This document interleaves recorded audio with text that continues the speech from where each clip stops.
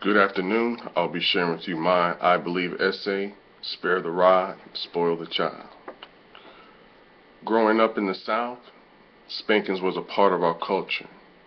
Most of my close friends went through it, and it was most definitely a staple within my immediate and extended family. It was something that was never called under question, and it came swiftly without compromise if you broke the rules. It was such a part of my upbringing that as a child, anyone that I knew who did not get a spanking would be made fun of in my circle.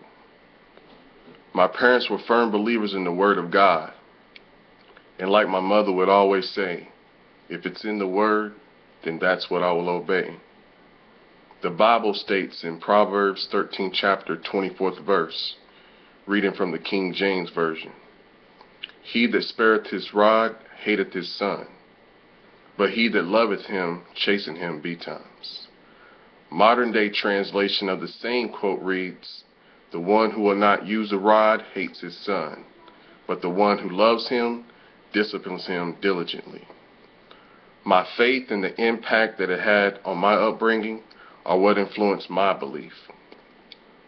It gave me an understanding of what my obligation to my child would be in regards to tough love, and why I believe it's an acceptable form of punishment when used properly. Society, however, has casted such a dark cloud on spanking your child in any capacity that it can constitute child abuse because of the perceived nature of violence, the bodily harm that it can cause, and the psychological effects that can linger. My opinion may differ from most on this subject because I never felt like I was being abused or came in contact with someone who had. Yes, I had welts on my body and my butt would hurt so bad I couldn't sit down.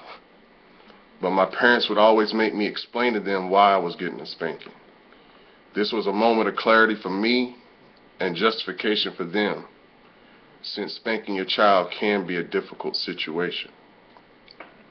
I can say with total conviction that had my parents been ones that did not believe in spankings, I believe I would have faced far more trials and tribulations had the fear of getting a spanking not been there. I was always fully aware of what my wrongdoings would lead to, and understood that one must accept his punishment. In all honesty, I would always pick a spanking over being grounded.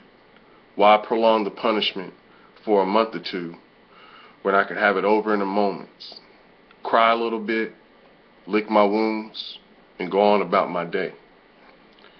Personally, my position has changed slightly due to the fact that I have a 5-year-old daughter.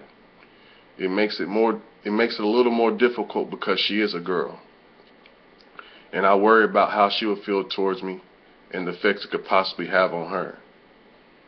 I remember having moments when I was not too fond of my parents because of spankings. The beauty in it all is that she stays in line with the threat of being spanked, but I know, as all children do, she will test that threat to see if I will follow through.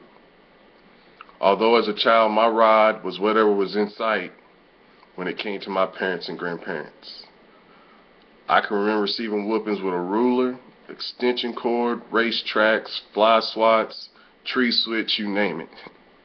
These are things I personally don't condone myself, and I would never use anything other than my hand or a belt if I was giving my daughter a spanking. But it sure does make for some good stories when you get older. Thank you for your time.